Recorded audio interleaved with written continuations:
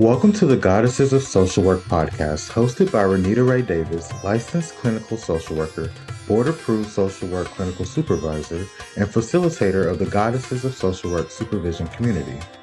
Join us as we travel through the social work journeys told by the Goddesses of Social Work community members, past and present, as they make their way toward clinical licensure. Welcome back to the Goddesses of Social Work podcast. I'm your host, Renita Ray Davis, and today I'm sitting with someone whose work reminds us what it means to honor dignity, independence, and care in the aging process.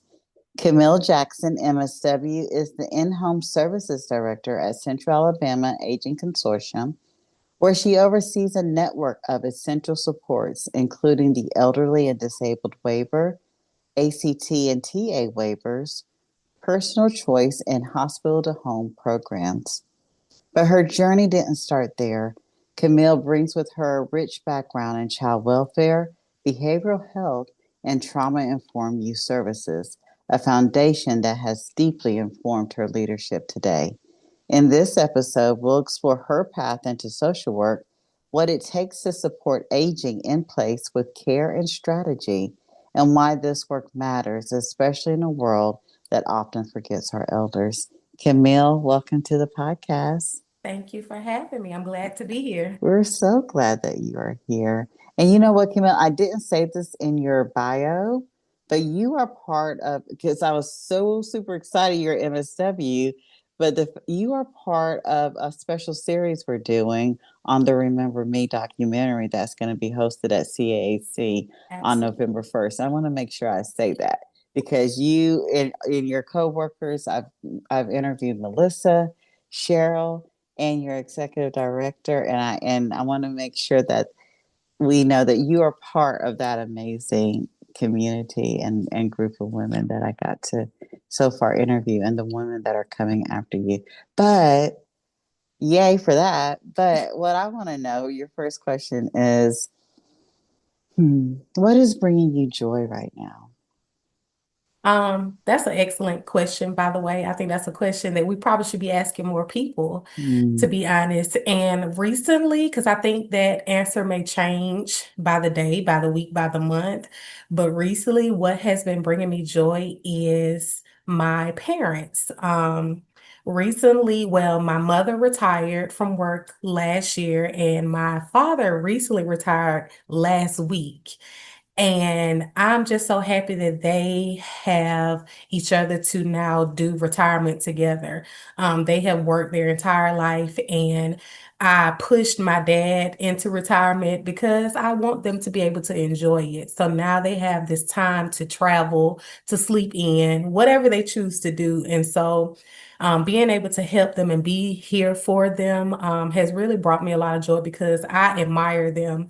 And I would love to be in a position today to retire, but I got a couple more years.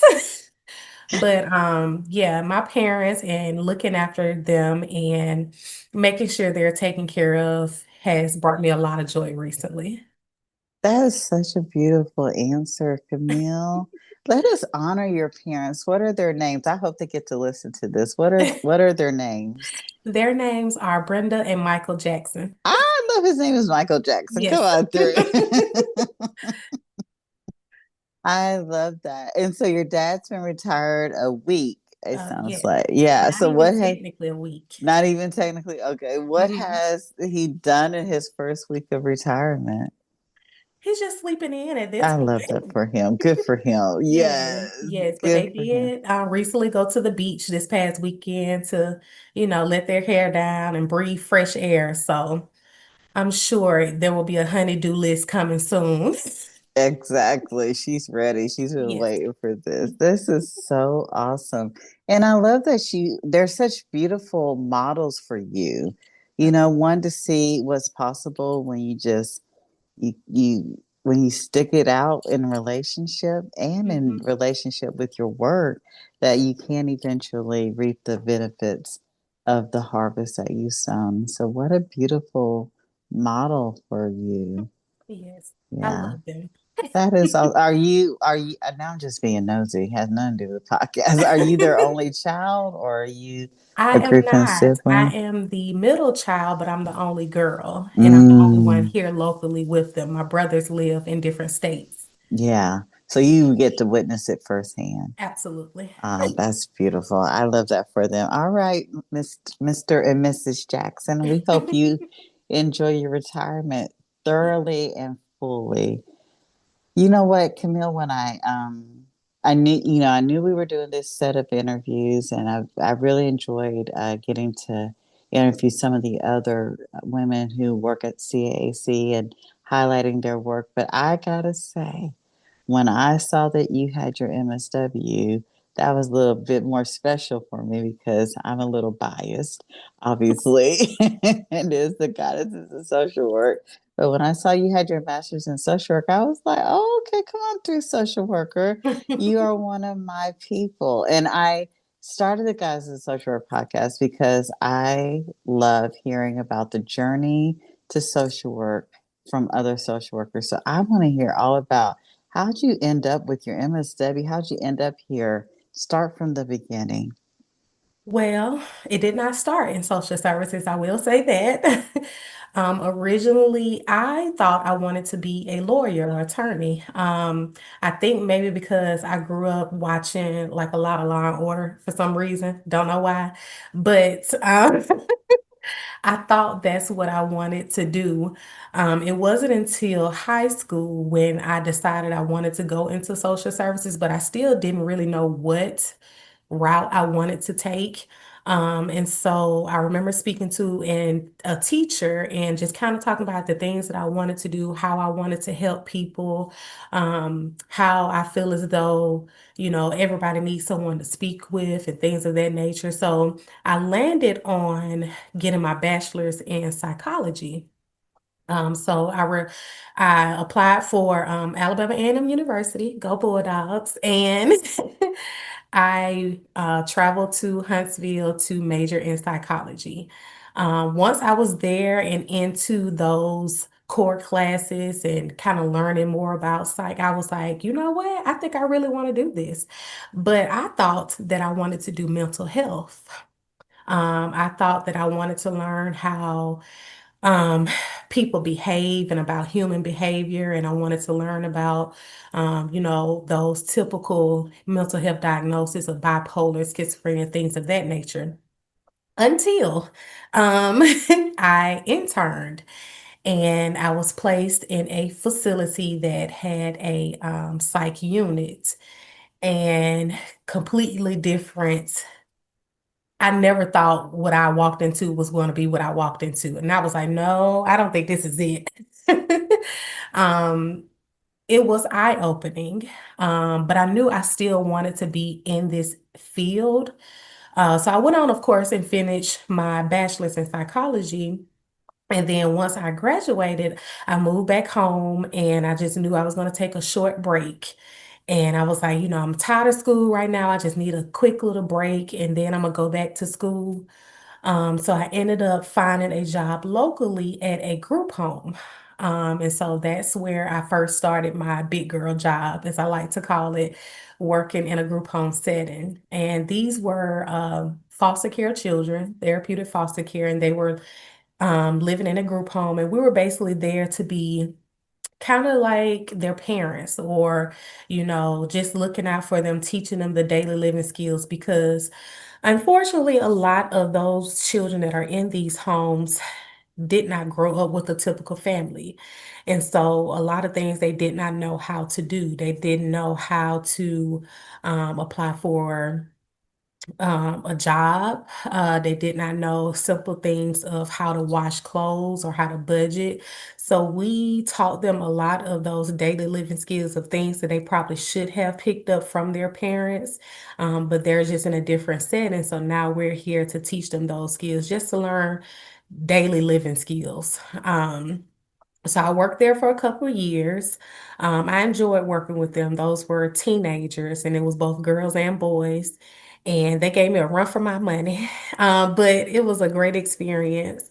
And after I left that agency, I went to work at a therapeutic foster care agency here in the Montgomery area. But these were more so with older children. So these young adults, as I like to call them, were from 18 to 21 years old. And we were basically, or I was basically doing some of the same things, teaching those daily living skills, but now they were living in an independent living setting. So they had their own apartment. We set them up in this apartment, bought them furniture, the basic necessities that they need, and kind of taught them how to live on their own, how to budget their money, how to apply for jobs, how to build a resume, how to go to an interview, and how to dress as an interview. So I learned a lot about myself in that job. And then I learned a lot from them as well because they, of course, you think about when we were 18, 19 years old, we thought we knew everything. And it was just kind of tough dealing with them sometimes because you're trying to teach them the way to do things or how to do things appropriately. And they like, no, I don't want to do it that way. So you kind of have to let them use their wings sometimes and then, let them know I'm always here. If you need me, we can always try to fix this and get you back on the right path. So we built a good relationship with like a lot of fast food restaurants, temp agencies here in the local area because we were always trying to find some employment for them. Or if they decide to go to school or college, we worked with, the community colleges here, the local universities to help them to apply for college, apply for financial aid, things of that nature that they may need. So it was a pleasant experience as well. They were funny, they were hilarious, and I stayed there for probably about 5 years or so, 5 years or so. And then I transitioned here to Central Alabama Aging.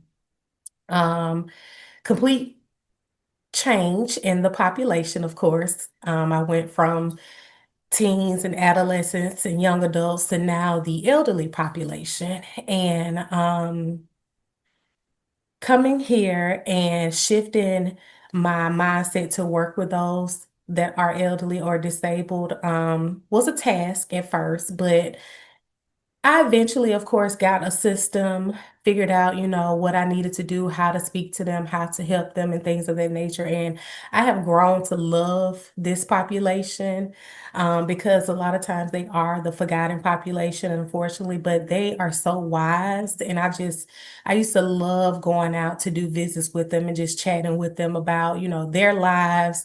They tell me about their grandkids and, about their neighbors and things of that nature. So, I loved doing home visits when I came in as a case manager. And then I just trickled up to doing different positions as I've been here. So I have been here now 10 years and I've just moved from different positions into the division director that I'm here in now. So that's kind of how I kind of fell into social services and social work. But what made you decide to go back and get your MSW? Oh, yeah. Yeah, that's a big deal. Yeah. That is a big deal. Like I stated before, I originally said I was just going to take a break. I was like, maybe 6 months to a year, and I was going to go back to school. And then life happened, and life came by really quick. And next thing you knew, it was 5 years, 10 years, and I was like, you know what? You need to finish what you said you was going to finish. So, I applied to go to Troy University and was accepted. How did you decide social work though? Because you have a psychology degree, so I'm always curious. Like, social work is such a niche Mhm. major to fall into. I always am curious. How did you learn about social work? How did you find out about social work? Um, to be honest, it was in just different positions. Speaking with coworkers in previous jobs and that nature, and just kind of figuring out what I really wanted to do. And after researching some things on my own, I decided that social work was the path that I wanted to take.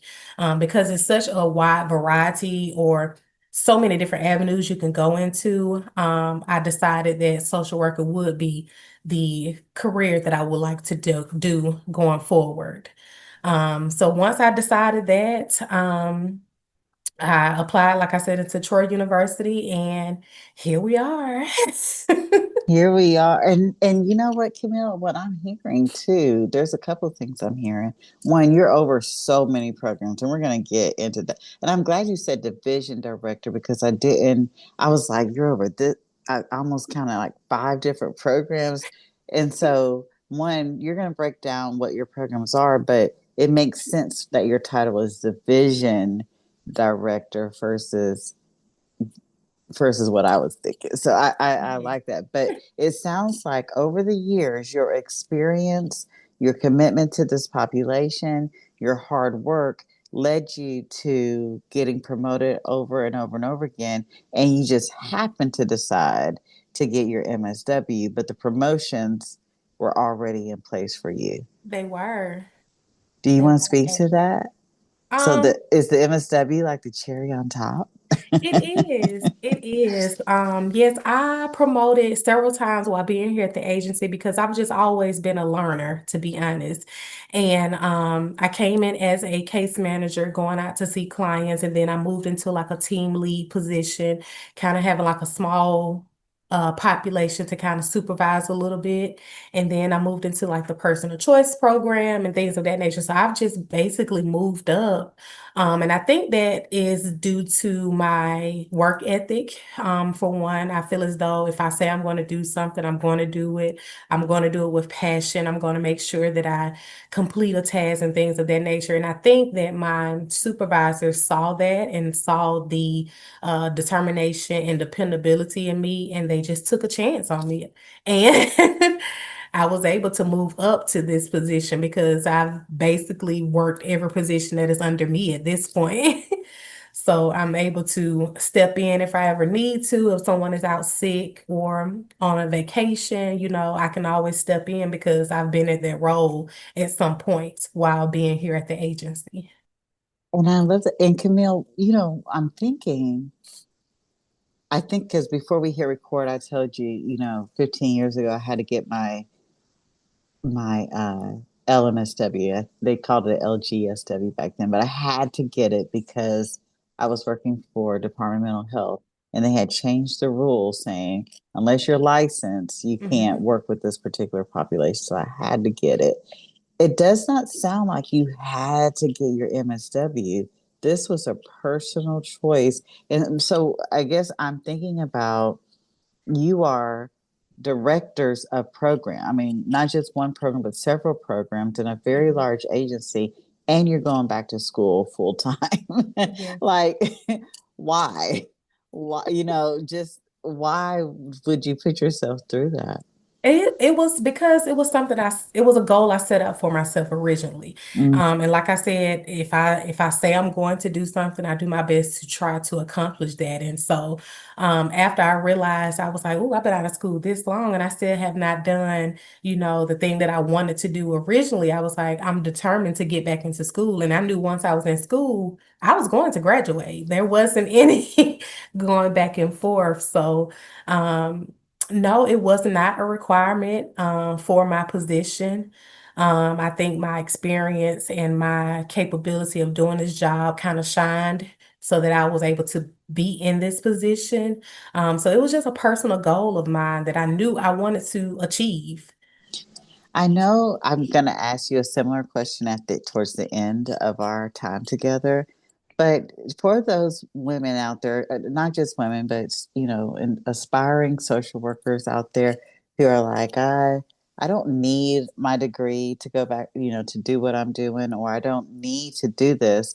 What words of advice would you say to those who maybe took that short break that turned into a decade Yeah. and had a personal goal? I'm looking at my vision board right now. We put it on our vision board. We're going to do this thing. And it's like, but that was 10 years ago. What Mhm. words of advice and or encouragement do you have for folks who are like, why do it? There's no point other than it's my own personal goal.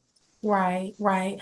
And I'm actually glad that you said, because I think you initially said for women to do these things, but I would love for more men to get into this field as well. Like that's just my personal, opinion. But I would tell them to if it's something that you want to achieve, or it's a particular position or a specific career you want to go in, you're your own competition at this point. And so I believe in, if it's something that I want to do, I don't want to have those barriers. I want to be able to have those accomplishments. I want to be qualified for these positions and things of that nature. So like you said, having those vision boards are important. I think a lot of people do those vision boards and then they kind of throw them away or put them in the corner, but you always need to reflect back on them, even if it's a vision board from 5 years ago. I think I have some from like 6, 7 years ago of things that I wanted to accomplish. And even if I don't accomplish it that year, that next year, I think it's always good to reflect back, because it was a goal. You placed it on there for a reason. So I always try to reflect back and say, okay, well, what did I want to do in 2023? Or what did I want to do in 2020? Because of course a lot has changed since 2020. So always be willing to evolve and be the best version of yourself. I love that. Yes, yes, yes.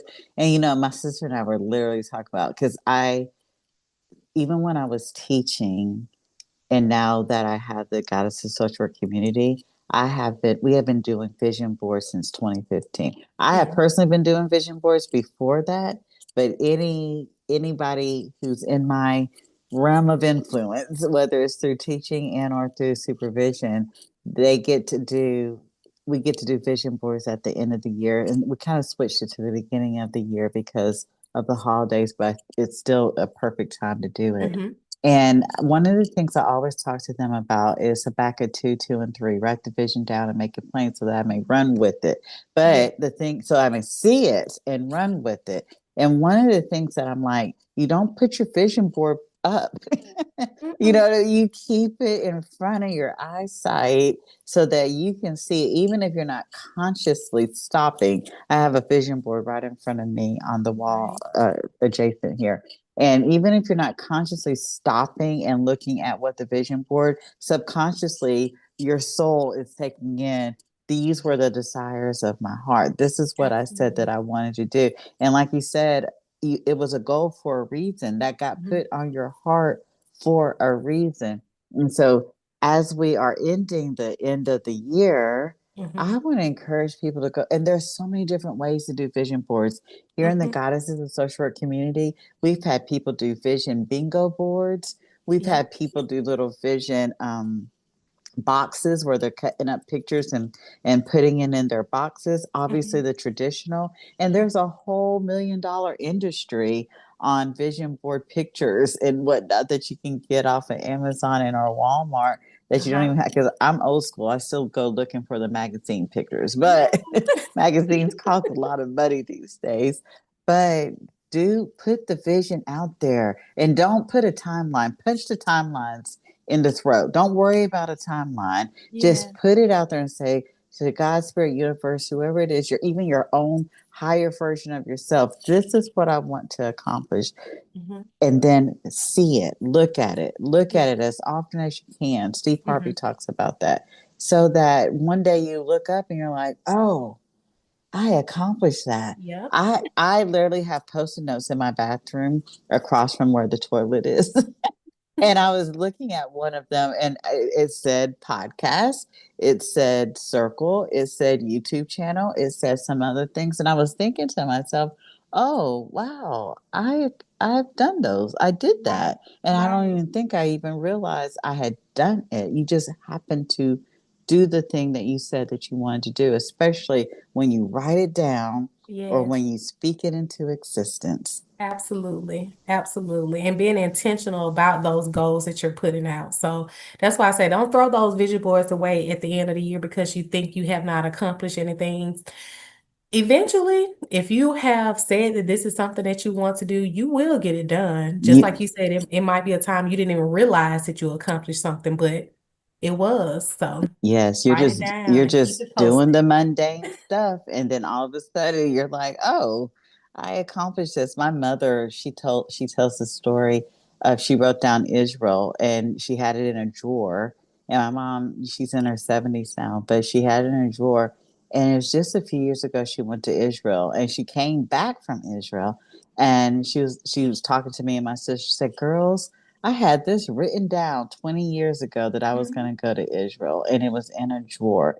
So write the vision down and make Yes, it plain, yes, meaning you can see it. absolutely. Oprah talks about this. Jim Carrey talks about it. Tabitha Brown talks about it. So I love that you brought that up. I get excited talking about vision boards. I love that's my thing. It's my jam. So I'm gonna transition. I had several questions. I'm gonna probably just ask two about Okay. your social work journey. One, I love it when I hear that people went to HBCUs. I Yeah. didn't personally get to go to the HBCU, but I'm like, I love living vicariously through people who did. So I want to hear about your experience. And then the second question I have is I'll hold it. Tell me about your HBCU experience. Best 4 years of my life.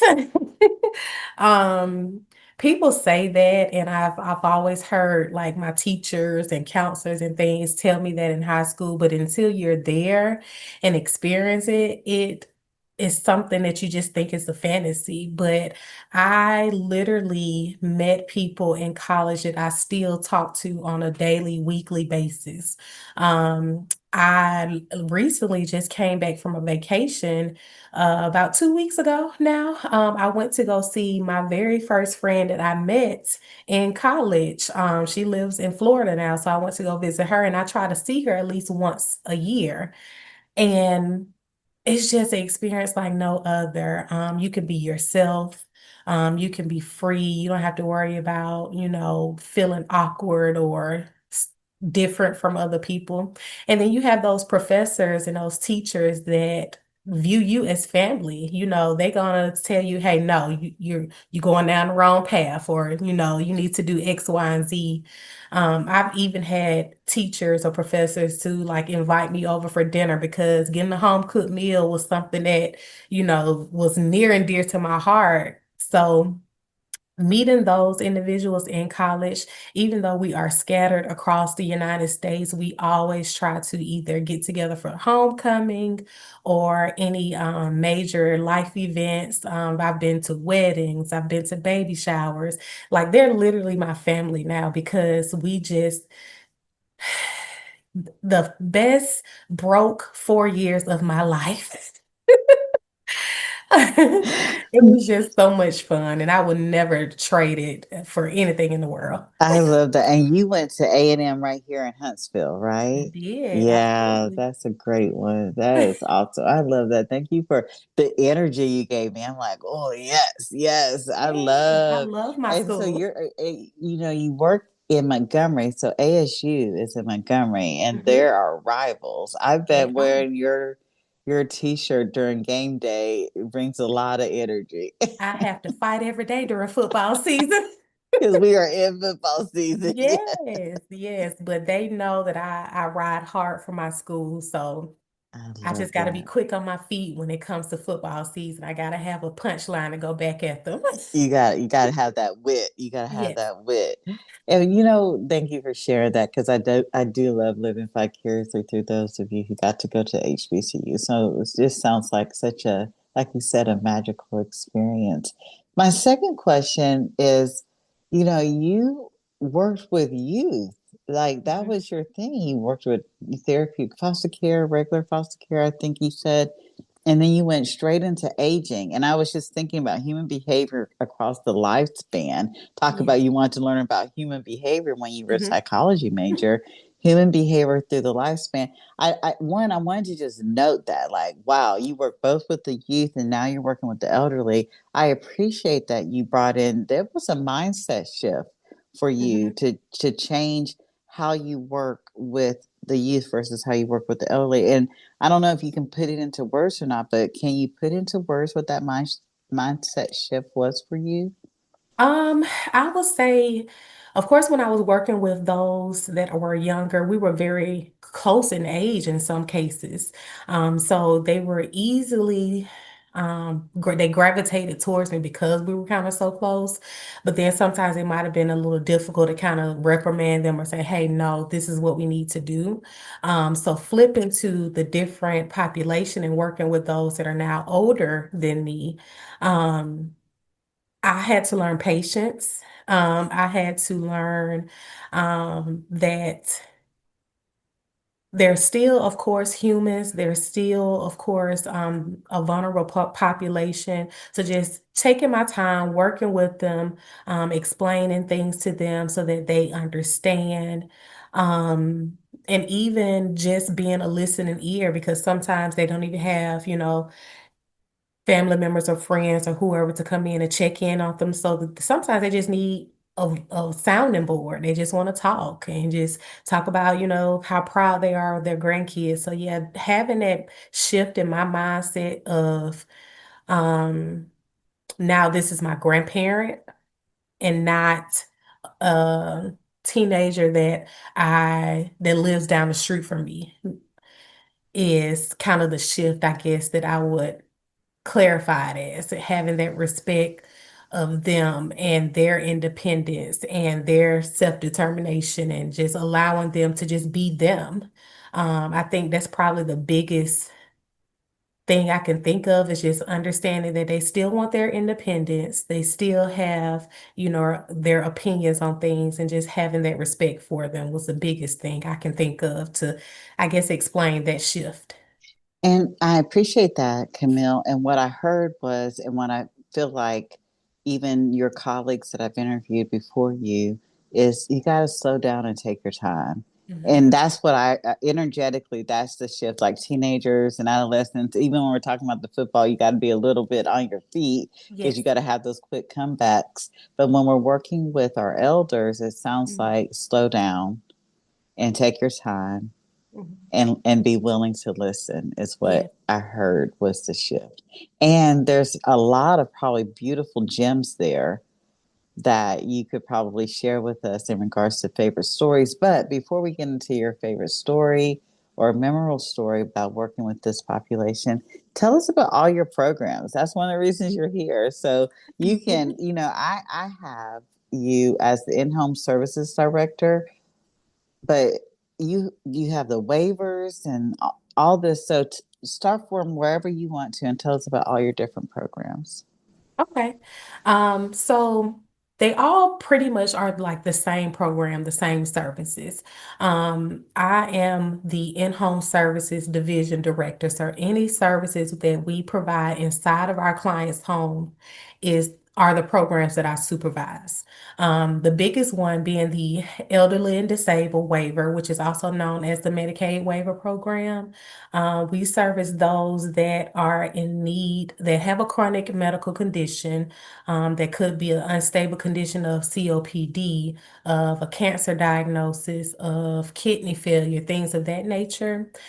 These individuals are living inside of their home, but they are at risk of going into a nursing home facility. So what we do is we try to implement as many services as possible so that they do not go into that facility. And that can be that homemaker services, which is coming in to clean the home, personal care, which is helping them get a bath, get dressed, keeping their personal hygiene intact. We can provide some unskilled respite. So if the caregiver needs to run off for a couple hours, we can send a worker inside of the home to make sure somebody is still there taking care of their loved one. We also kind of help with transportation. So if they need to get back and forth to their doctor's appointments, we can kind of work with some transportation companies. My favorite part, and I know this is probably something that a lot of people are unaware of, but one of my favorite services with this program is the home delivered meals. A lot of times I think people don't realize that some of our elderly population are not able to stand for long periods of time to cook nutritious meals. So sometimes they go without eating, and we're able to deliver these like frozen TV dinners, so they're able to just heat them up and at least get 2 or 3 meals a day. That's probably my favorite service within the agency, but within all of the programs of the E&D waiver, the ACC waiver, the TA waiver, all of these waivers receive the same services. They're just under different programs depending on their location. So say for instance, like I said, the Medicaid waiver program, they're within the home inside of their community. The ACC waiver is transitioning them from a nursing home facility back into the community. So that's really the only difference, just moving them back home. So they typically get a couple more hours because they're going from 24-hour round-the-clock care to now being in the home, possibly by themselves or with one family member or so. So they're able to get a couple more hours. The TA waiver, like I stated, they're receiving the same services as well. The only difference is those individuals are more medically compromised, so they are either trach or ventilator dependent. So they require that skilled care, but they're able to get the exact same services that all the other waivers are receiving. The hospital to home program is a fairly new program, but it's basically transitioning these clients from the hospital setting back into the community. So they're still able to get these same services, but it's a fast-paced process to get them services. So by the time they're discharged from the hospital, they're able to get those services within the home. And the personal choice program is a self-directed program where the client or the client caregiver is able to hire a family member. So if it's someone that is already taking care of them, helping them with their homemaker, their personal care, they're able to now get compensated to take care of their loved one. So all of these programs, like I said, they're intertwined together. You're able to get all of the same services. They're just in different categories, if that makes sense. You did a really good job. Really good job. Yes, good job. It makes perfect sense. My own Medicaid waiver, then that means the person has to be on Medicaid in order to receive any of these services, or just that first one you spoke of? Correct. So all of the programs that I spoke of, they do have to be Medicaid recipients. Um, Either they already have the Medicaid insurance when they come to us, or we might have to apply for Medicaid for them. The good thing is if they are approved for their Medicaid service, they also receive their Medicaid insurance. So they can use their insurance at doctor's appointments for copays and things of that nature. But yes, it is funded by Medicaid, so there's no charge to any of the clients. All of these services are absolutely free. They just have to be Medicaid recipients. And that's for And any. when I'm thinking of Medicaid, which is different from Medicare, Medicare is Yes. aged or at a certain age. Medicaid, it sounds like your clients are probably any age. Absolutely. And that's one of the biggest things that I think a lot of people don't know. When they hear of our agency, they automatically think of the elderly population. And that's not necessarily the case.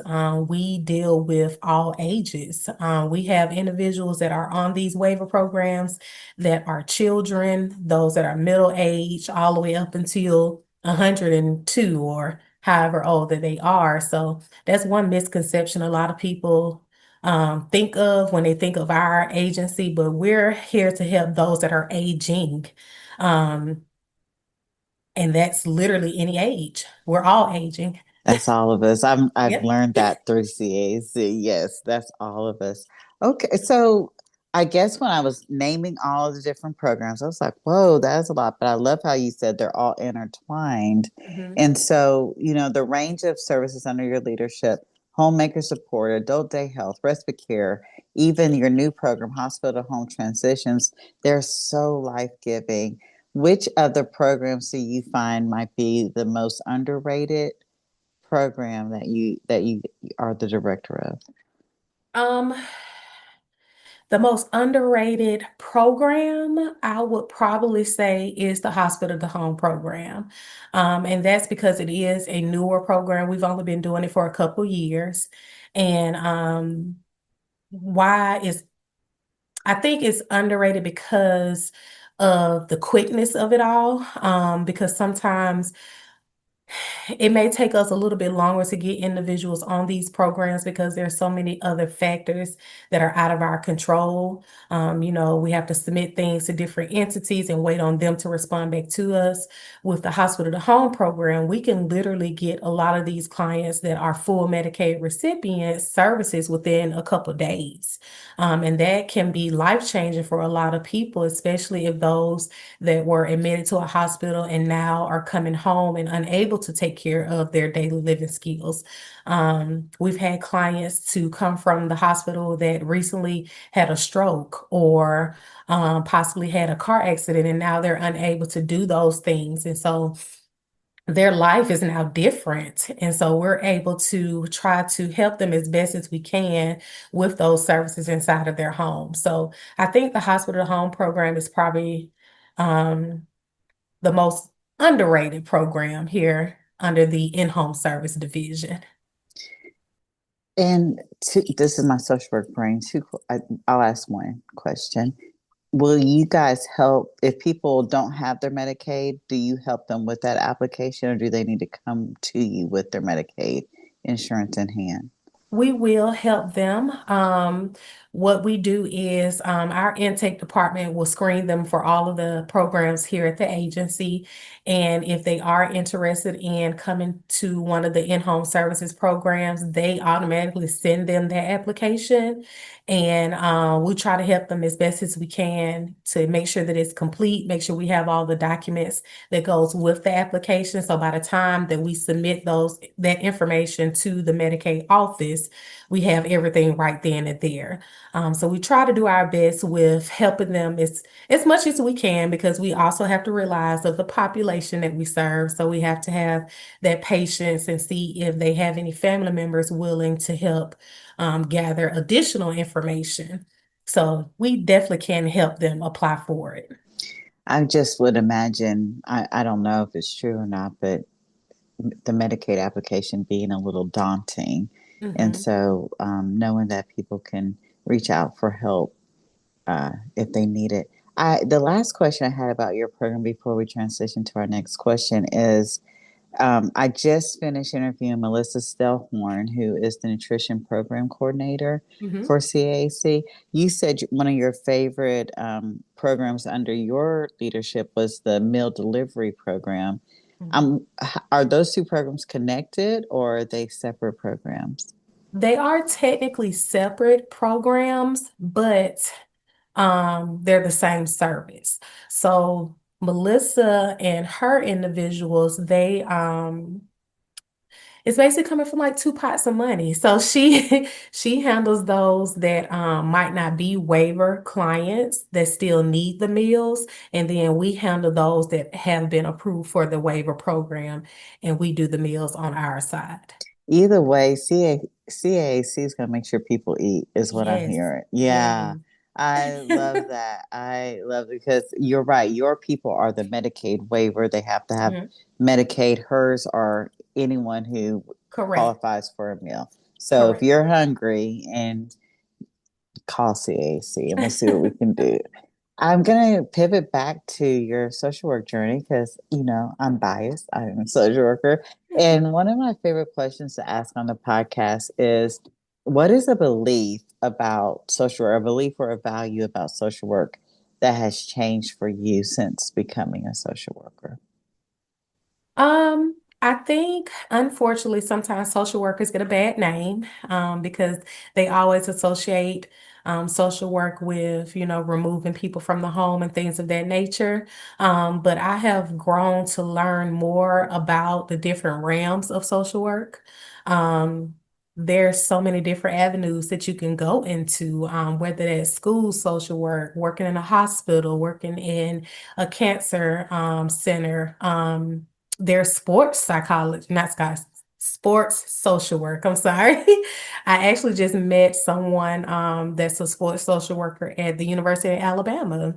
And so learning all the different avenues has been an eye-opener for me because you can literally go anywhere with this degree. So I absolutely appreciate and love that I did go into this field. And I just hope that people realize that we're really the good people. We try our best to advocate. We try to be the walking resource that people need. And at some point, we probably all need a social worker at some point of our lives. So I just hope that we move away from like that negative perspective. I think that's why I asked this question because I'm hoping that Guys of the Social Work podcast can help move that stigma away. Like we're everywhere and we're doing so many things. And even those social workers whose job it is to remove children from their home, in that Mhm. moment, they're needed as well. And, Absolutely. to protect and keep our babies safe. So we are everywhere. And I'm so glad that you decided to join us. And I want to include, we also do mental health, right? Yes, Yes. In absolutely. fact, in Alabama, the licensed clinical social workers, about a year or two ago, we were granted the legally granted, we're able to diagnose and within our scope of practice, we're able to use the DSM and diagnose if we wanted to. So even though you moved away from mental health and Uh-huh. are the resource queen with all these programs, social work still is in that wheelhouse as well of doing that particular helping people who need mental health services as well. I'm gonna go into one. The other reason you're here is we are having our Remember Me film screening and community gathering on November 1st at CAAC, 9 to 2. We'll make sure the link is in the podcast description. But part of that community gathering is Camille, you and all your programs are going to be on display for people to Mhm. come and talk about and get more information and to apply if they need to. What is something you're hoping um, attendees will get out of this Remember Me community event and gathering? Um, I hope that they come in and they learn about resources. Oftentimes, and me and my director have this conversation a lot, and even me and people in my family have this conversation a lot, is that oftentimes we are reactive and it's almost too late sometimes to ask for some type of service. So me now being a social worker, trying to be that walking resource for people, I want people to be more proactive, because you just never know what may happen. And learning these resources that might not help you right now, but might help you down the line. I think it's always important to learn those things so that you have that just in case you may need it, a neighbor, a church member, or someone may need it. So I really hope that people come out and they enjoy the film, of course, but then also learning about the services and how we can help them because that's what we're here for. We're an agency to help those within the community. So come out, we'll be there. Yes, yes, we will. We're gonna have a good time. It is a football day though, but we're still gonna be there. We're gonna make it work.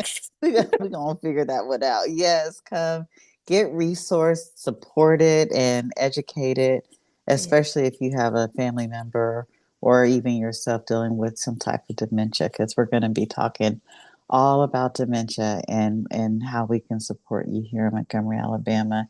This has been such an amazing interview. I'm so glad you decided to join the community of social work. We are so lucky to have you, especially with all your experience.